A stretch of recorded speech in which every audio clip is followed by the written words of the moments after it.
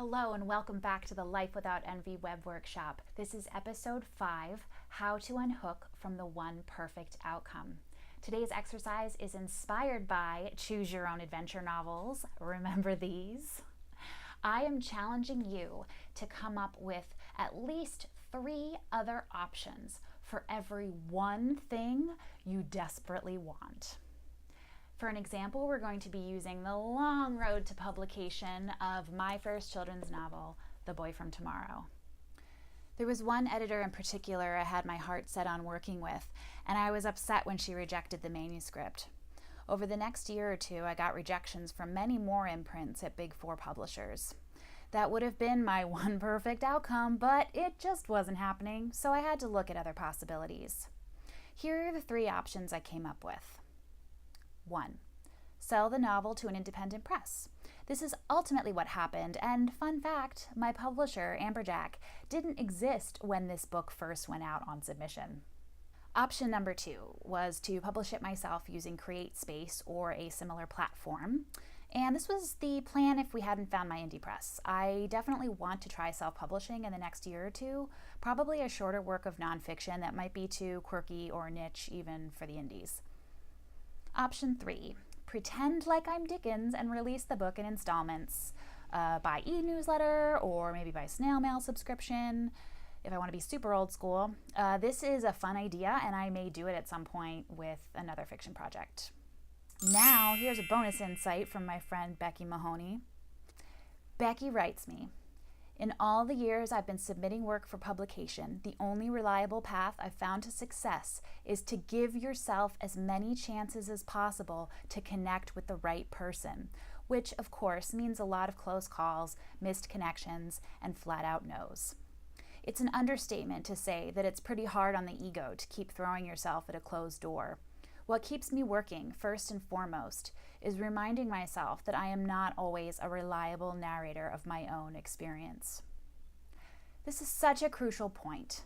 Don't keep throwing yourself at the same closed door.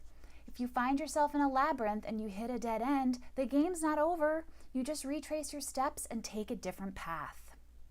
When you hook yourself to the one perfect outcome, you eliminate all other potential wonderful outcomes that you can't even conceive of because you're investing all your energy into something that, even if it does happen, will not happen in exactly the way you hope it will happen.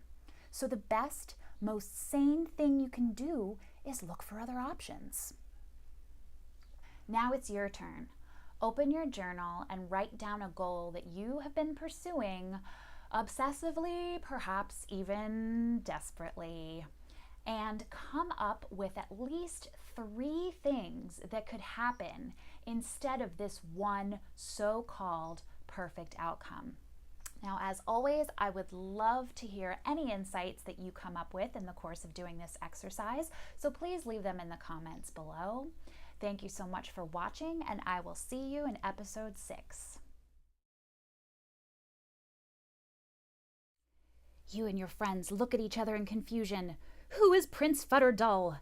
The officer draws a wicked-looking revolver from his holster. "It seems obvious that you had better give him an answer, and soon."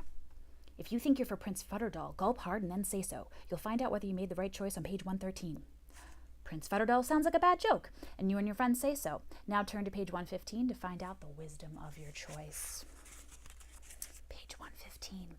The captain's face grows fierce. "Put them in chains," he shouts. You are prisoners of the fierce fighting men, forced to drag a wagon loaded with supplies after the column of soldiers as they plod their way across the desert. You and your friends get only the scraps of their meals and are forced to sleep in the cold desert night without even blankets. After months, the legionnaires return to Prince Fuddruddle's walled city. You spend the rest of your life there working as slaves. Many times the prince's enemies attack his kingdom. Neither side ever seems to win, and no one can remember the cause of the war. In the dull solitude of your cell each night, you scratch marks on the wall to represent the endless days of endless years. The end. I would throw this at the camera, but I don't want to break it.